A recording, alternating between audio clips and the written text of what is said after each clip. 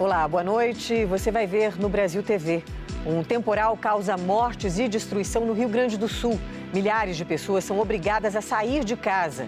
Na Bahia, eleitores aproveitam o feriado para regularizar o título e ficar em dia com a Justiça Eleitoral. E você também vai ver. A campanha de vacinação contra a gripe é ampliada para todos, acima de 6 meses de idade. No Ceará, aumenta o número de pacientes com a virose da mosca. A gente explica o que é isso. E ainda, a tradicional missa de São José Operário no Dia do Trabalhador.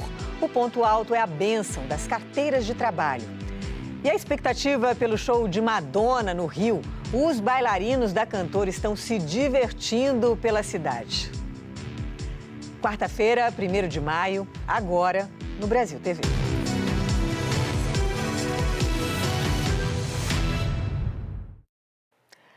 Um temporal deixou mortos e desaparecidos no Rio Grande do Sul. Mais de 100 cidades tiveram alagamentos e cerca de 2.000 pessoas foram obrigadas a sair de casa. O dia já começou com pontes caindo. A ponte caiu! Tem uma ponte que a ponte caiu! A ponte caiu! Meu Deus! Essa ficava na cidade de Rio Pardo e não suportou a força da água. Em Montenegro, o nível do rio Caí chega a quase 10 metros e ameaça até quem mora distante da margem.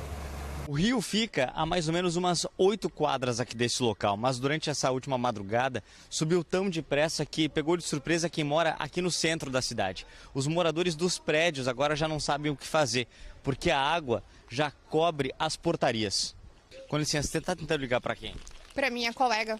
A gente meu marido tirou ela ontem à noite de casa, ela e as 2 gêmeas e a mãe dela. Só que ficou o marido e o pai. Só que subiu demais a água, ele está tentando lá tirar ela agora da água. Possivelmente eles estejam ilhados lá agora. Estão ilhados com água dentro de casa, coisa que nunca aconteceu.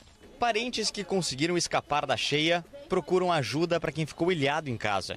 Que bom que deu certo, né? Deu, graças a Deus. Conseguiu tua mãe? Sim. Tanta chuva assim já tirou mais de 2.000 pessoas de casa. Na região de São Sebastião do Caí, no Vale do Caí, pelo menos 300 pessoas foram para abrigos disponibilizados pela prefeitura em 4 pontos da cidade.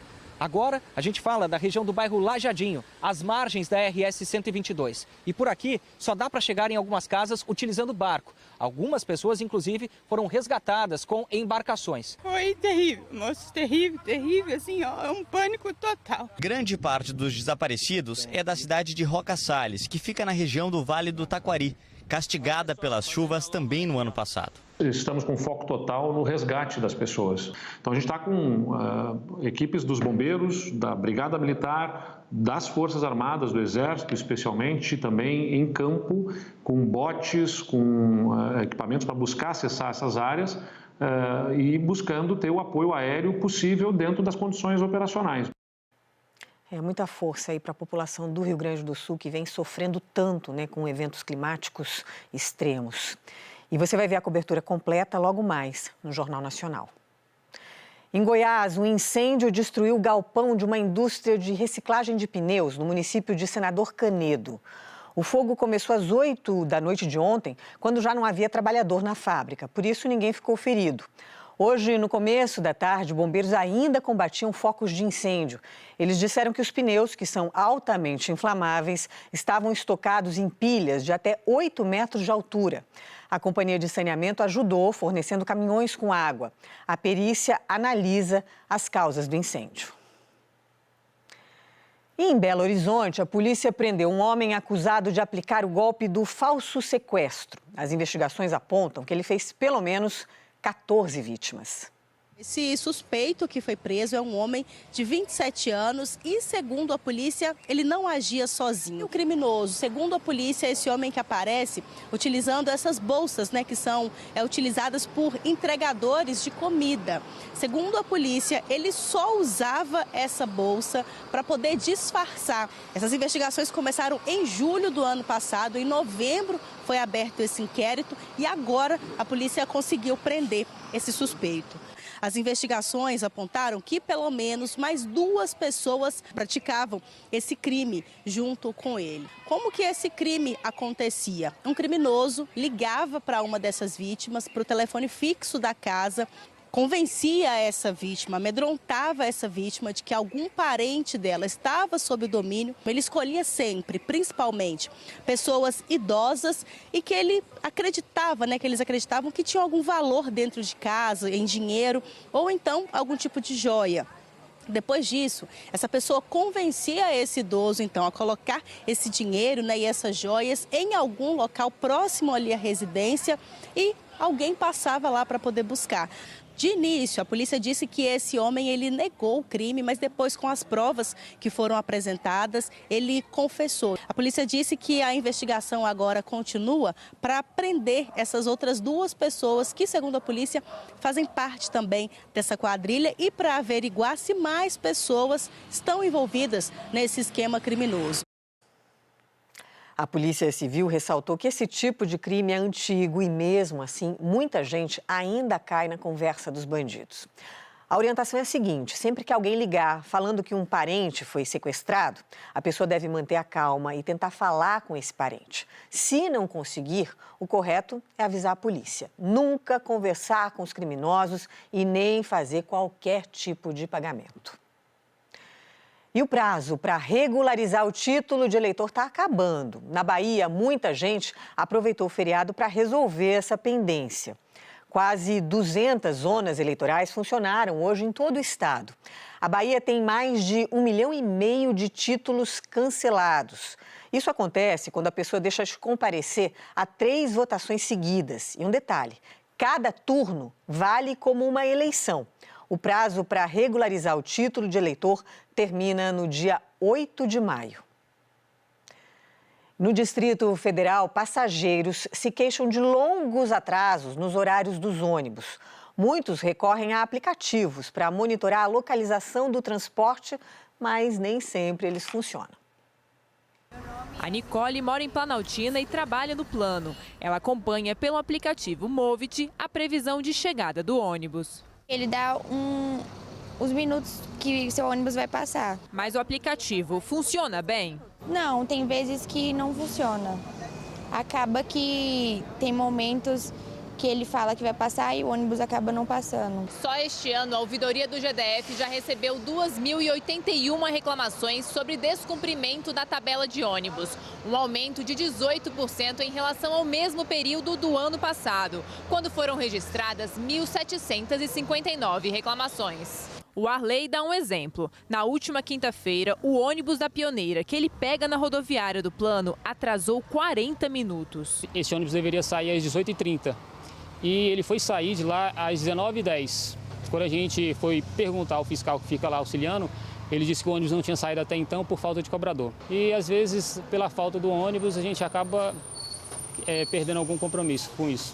Para essa especialista, falta fiscalização do GDF em relação às empresas contratadas e efetiva sanção quando há descumprimento. Nós já temos alguns dispositivos, até aplicativos que facilitam, favorecem com que o usuário possa fazer esse monitoramento.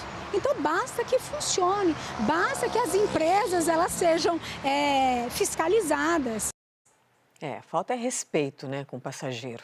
A Secretaria de Transporte e Mobilidade do Distrito Federal afirmou que faz fiscalização com regularidade, mas ainda assim atrasos podem acontecer por causa das variações no trânsito. De acordo com a Secretaria, os passageiros podem fazer reclamações na ouvidoria pelo telefone 162. E o Ministério da Saúde estendeu a vacinação contra a gripe a todas as pessoas acima de 6 meses de idade. Com a ampliação da campanha, os estados e os municípios já têm autonomia para definir os públicos, de acordo com seus estoques de vacina. A cobertura vacinal contra a gripe, prevista no Plano Nacional de Imunização, não alcançou nem 30% do público-alvo, que incluía anteriormente apenas gestantes, idosos, crianças de até 6 anos e povos indígenas. Segundo a ministra da Saúde, essa ampliação é uma resposta ao aumento de casos de influenza no país, que tem lotado as emergências dos hospitais. A ministra também alertou que poderá haver restrições pontuais para certas faixas etárias em alguns lugares para garantir a vacinação dos grupos prioritários. Ainda de acordo com Nízia Trindade, só não vai ter ampliação da vacinação contra a gripe para outras faixas etárias na região norte do país. Isso porque lá, a aplicação da vacina a partir de 6 meses de idade já havia sido feita em novembro do ano passado. A diretora da Sociedade Brasileira de Imunizações, Isabela Balalé, diz que a ampliação é boa para que mais idades se vacinem, mas mostra justamente que muita gente que podia não foi se imunizar. Expandir a vacinação da influenza para toda a população é um resultado da má adesão do grupo prioritário. Para proteção em massa, para proteção da população, é preciso adesão, é preciso cobertura vacinal. Fundamental, né, se vacinar. Em Santa Catarina, um serviço de atendimento para pacientes com dengue teve que aumentar o número de funcionários em 50% diante do avanço da doença no estado.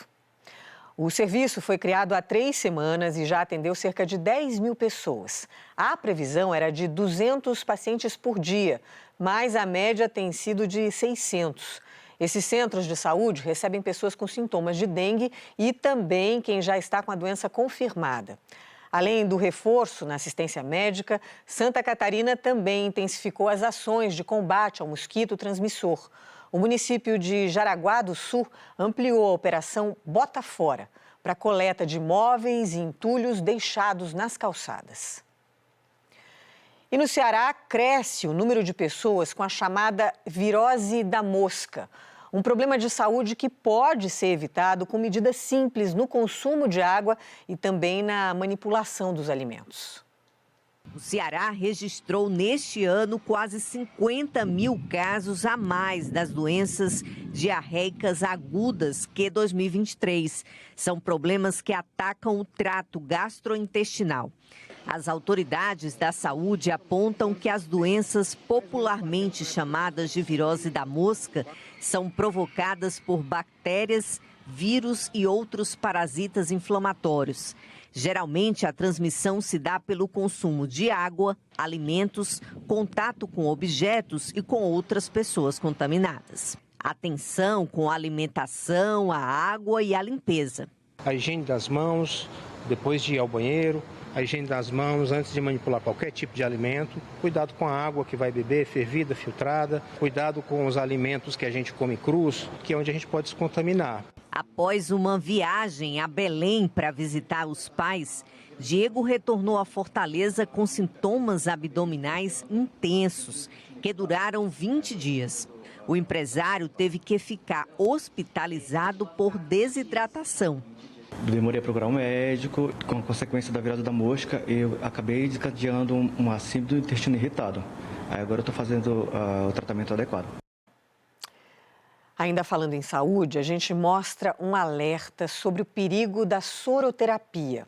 Centros de beleza e até clínicas médicas vendem o tratamento para revigorar e embelezar o paciente. Mas as entidades de saúde afirmam, é tudo uma farsa e tem gente ficando doente com o procedimento. Quando conheceu a soroterapia, a Thaís se empolgou e experimentou uma opção personalizada do procedimento, divulgado como capaz de oferecer resultados milagrosos por meio de suplementação de vitaminas e minerais. Eu pedi por mais cabelo, mais disposição e mais beleza. Ela fez mais de 10 sessões. Em uma delas, apressada por um compromisso, chegou a usar a bolsa de soro no carro. Depois de um tempo, alguns sintomas a deixaram em alerta. Todas as vezes eu tinha um ataque cardíaco.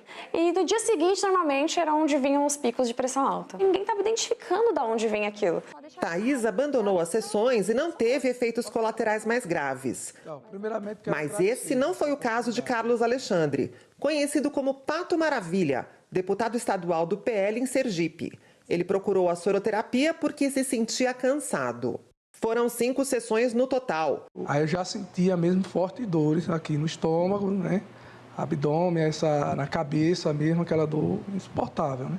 Hospitalizado em Aracaju, o deputado precisou de uma transferência de emergência por UTI aérea para São Paulo. Eu estava mesmo ficando debilitado, amarelo, os olhos também todo amarelo, a urina preta mesmo, escura. Em São Paulo, a equipe da cardiologista Ludmila Rajar constatou que uma intoxicação por cromo afetou vários órgãos. O cromo era uma das mais de 10 substâncias presentes no soro. São fórmulas, muitas vezes, mirabolantes, e os riscos são literalmente um cheque em branco. O CREMESP diz ter encontrado oferta indiscriminada e crescente do procedimento. Podemos dizer, então, que o soro da beleza é uma farsa?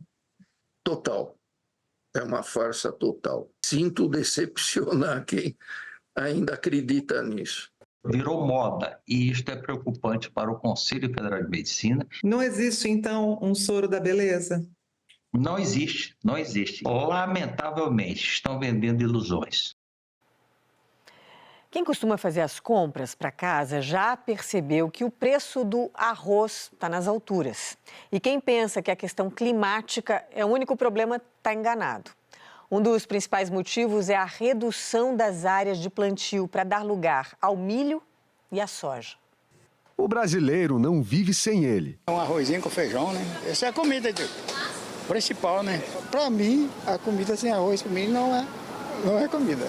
Nos últimos 12 meses, até março, o preço subiu quase 30%. Um dos motivos é a diminuição das áreas para cultivo. Muitos produtores vêm reduzindo a área para plantar culturas de rentabilidade maior, como é o caso da soja. De acordo com a Conab, em 20 anos a área de cultivo de arroz despencou no país. Na safra 2004-2005 eram 3.900.000 hectares. Neste ano, a previsão é de pouco mais de 1 milhão. O arroz é uma das 3 culturas mais produzidas no Brasil, atrás apenas da soja e do milho. Nessa temporada, a expectativa é de que a produção total chegue perto de 11 milhões de toneladas. Esse é o limite para atender o consumo brasileiro. Basicamente, a gente tem uma pressão de consumo bastante grande, uma cultura super tradicional que está sempre no prato do brasileiro, mas o que acontece é que esses níveis de consumo agora estão ficando muito próximos dos níveis de produção, então é um cenário ali de eventual necessidade de importação a custos maiores, pelo menos em reais, então isso pode pressionar um pouco a inflação. Em Itaporã, Mato Grosso do Sul, o Vanilton cultiva e processa arroz há 13 anos. O arroz eu estou continuando por conta da agroindústria, que a gente beneficia e isso aí já agrega mais valor e compensa plantar. Mas a maioria que abandonou o arroz é por questão de preço mesmo. Porque o arroz cai muito o preço, quando chega na época da colheita cai muito, aí a conta não fecha, né? Em Mato Grosso do Sul, para incentivar o cultivo de arroz, a Agência de Desenvolvimento Agrário oferece treinamento técnico de graça para pequenos agricultores. A agência tem postos de atendimento em 79 municípios do estado. A gente vai para o intervalo, é rapidinho, e na volta você vai ver a missa de São José Operário no Dia do Trabalhador. E a expectativa dos fãs de Madonna, que passam horas em frente ao hotel na esperança de ver a cantora.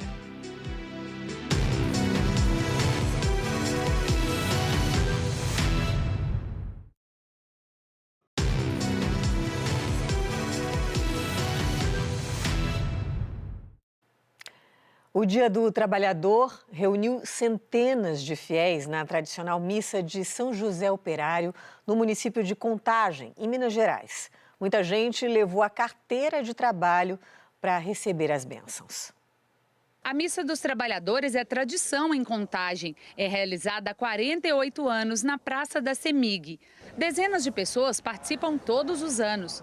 Na celebração de hoje, a mensagem lembrou as desigualdades do mercado de trabalho entre homens e mulheres, a desvalorização de algumas profissões e os números alarmantes de pessoas em situação análoga à escravidão. A falta de segurança e as mortes de empregados também foram destacadas. Integrantes do movimento dos atingidos por barragens protestaram pelas vidas perdidas dos funcionários da Samarco e da Vale nas tragédias em Mariana e em Brumadinho. O momento de fé é também oportunidade para exigir os direitos e reconhecer o valor do trabalho na jornada de cada um. Seu Nivaldo é porteiro, trabalhou a madrugada toda e veio direto. Há 20 anos é funcionário da mesma empresa e é essa gratidão que o motiva a participar da missa. A gente agradece a cada dia Só de amanhecer vivo já é uma benção. E do dia do trabalhador, né, a gratidão é maior ainda. Esse é um dos momentos mais esperados aqui da celebração, o momento onde as carteiras de trabalho, documentos, instrumentos usados no trabalho são abençoados. Emocionada, a dona Gláucia veio agradecer o novo emprego conseguido depois de muitas orações. São José Operário abriu umas portas para mim, então eu tenho sempre que agradecer, né? Depois pedir ele por interceder por nós e pelos meus patrões também que me deram essa oportunidade de estar trabalhando, e por muitos ainda que estão por vir para dar oportunidade para várias pessoas também que hoje estão à procura de uma porta de emprego, né? Em Garanhuns, no agreste de Pernambuco, artesãos participam de um projeto que fornece madeira para o preparo das peças sem prejudicar o meio ambiente. A matéria-prima é reaproveitada e se transforma em obra de arte. Boa parte da madeira utilizada pelos artesãos é castanhola e eucalipto. A iniciativa conta com a parceria do Sebrae, Prefeitura de Garanhuns e artesãos. O projeto que une a valorização do artesanato à sustentabilidade. Há pouco tempo, esses profissionais precisavam comprar madeira ou até mesmo buscar restos de árvores mortas em sítios e matas. Com essa parceria, agora eles podem solicitar até cortes específicos conforme a necessidade. A madeira está vindo de podas e cortes preventivos de árvores para evitar problemas aqui na cidade com acidentes. Segundo a Prefeitura, a cada árvore cortada são plantadas 10 mudas, gerando a sustentabilidade. Zemar Vilela trabalha há quase 30 anos com artesanato e utiliza a madeira da poda para criar peças que sempre fazem sucesso nas feiras de artesanato. Aí eu já cheguei a vender a 8 países fora do Brasil. Eu tinha um tio que era serralheiro, aí eu trabalhei com ele a partir dos 7 anos e desenvolvi a habilidade com metal. Aí depois, para incorporar a madeira, ficou muito mais fácil. Esse é o José Sérgio Pereira dos Santos, ou melhor, Mestre Serginho. Ele tem 43 anos de idade e artesão há 27 anos. Não desenho nada, nada do que vem assim na madeira, assim, apenas vem na mente assim e eu já vou criando. Já teve peças dele em novelas da TV Globo. Sou feliz pelo que faço, sou grato a Deus, não pretendo largar o artesanato até Deus permitir. Isso aí é uma coisa que já vem na alma, já vem de cedo. E cada vez se sempre impressionando. E começa a ver uma expressão surgir da alma, né? Que talento, né? Arte com sustentabilidade. A cidade de Gramado, na Serra Gaúcha, está sendo palco da tradicional Festa da Colônia. Até o dia 12 de maio, os visitantes podem conhecer a cultura e a gastronomia da região. Na Festa da Colônia, o legado de imigrantes italianos, alemães e portugueses é celebrado. A festa é excelente, né? Conhecer aqui um pouco de outras culturas, essa diversidade cultural que nós temos. Aqui na festa, o público pode conhecer a produção rural de Gramado. São cerca de 100 agroindústrias no município. Um trabalho compartilhado entre diferentes gerações de descendentes de imigrantes. A Festa da Colônia pretende reunir 300 mil pessoas até o encerramento no dia 12 de maio. Pratos típicos podem ser experimentados pelo público, como o bolinho de batata e o pão assado no forno a lenha. Chegamos agora e estamos encantados, porque muita comida boa, muita coisa gostosa, tudo maravilhoso, atendimento também. Davi, o que achou do pão? Muito bom. É de linguiça. Coisa boa, hein? No Rio de Janeiro, as atenções estão voltadas para o Hotel Copacabana Palace, onde a cantora Madonna está hospedada desde segunda-feira. E o movimento de fãs não para. E os preparativos no palco já viraram atração para cariocas e turistas. Ela está atraindo gente de todos os lugares. Madonna é mesmo um furacão. Deixou o Rio de Janeiro assim, em clima de Réveillon, com turistas de dentro e de fora do Brasil. Esse veio do Chile e ficou encantado com a estrutura que está sendo montada para o show em Copacabana. E isto é o melhor que há, a tecnologia. É tudo mesmo grandioso, como deve ser para receber uma majestade. Aqui no Rio, a rainha do pop vai se apresentar no maior palco da turnê Celebration Tour. São 24 metros de frente, 18 de altura, 3 passarelas. Não dá para passar por aqui sem se impressionar com o tamanho dessa estrutura, que está parecendo até atração turística. A foto no celular é quase irresistível. A expectativa pelo repertório também está grande. Na maior pista de dança do mundo, será que vai ter algum momento para as músicas que tocam o coração?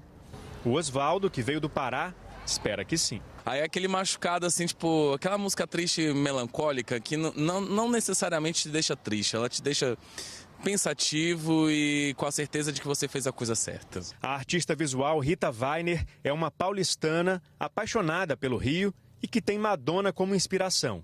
Ela recebeu um convite da produção do evento e topou na hora. Criou 13 peças exclusivas em homenagem à cantora, no formato lambe-lambe, que vão cobrir 670 metros quadrados em áreas do evento. Isso é uma inspiração. É mais do que ser fã, assim, é ser muito admiradora e muito grata. As obras poderão ser vistas por pessoas do mundo todo. E tem mais gente chegando para esse espetáculo. O gerente desse hotel em Copacabana disse que praticamente todos os quartos já estão reservados para o fim de semana. Trabalho no mercado hoteleiro do Rio há 5 anos e nunca tinha visto uma procura tão rápida para uma determinada data como aconteceu quando o show foi anunciado. Só não dá para fazer reserva no Copacabana Palace. Esse está fechado para a equipe da Madonna, que ocupa mais de 90 quartos. A rainha ainda não foi vista saindo do palácio. Mas se Madonna está fazendo a linha reclusa, sem nem aparecer na janela do hotel, a equipe dela está aproveitando os dias antes do show para curtir a cidade. Bailarinos, produtores e outros profissionais que acompanham Madonna fizeram passeios pelo Rio, foram aos Arcos da Lapa, tomaram caipirinha e curtiram uma festa com roda de samba em Botafogo. Para acompanhar Madonna, tem que ter mesmo disposição, seja de perto ou de longe. O Paulo veio de Volta Redonda. Tá fazendo um bate-volta só para ver o palco de perto. Coisa de fã. Vim hoje só para ver como tá, na verdade, volto para minha cidade. E na sexta-feira à noite eu tô aqui, acampado aqui, esperando começar. Quem sabe Madonna ainda faz uma aparição antes do show, né? Para a alegria dos fãs. O Brasil TV fica por aqui. Outras notícias você vê logo mais no Jornal Nacional, às 8h30 da noite, hora de Brasília. Eu desejo uma ótima noite para você. Até a próxima.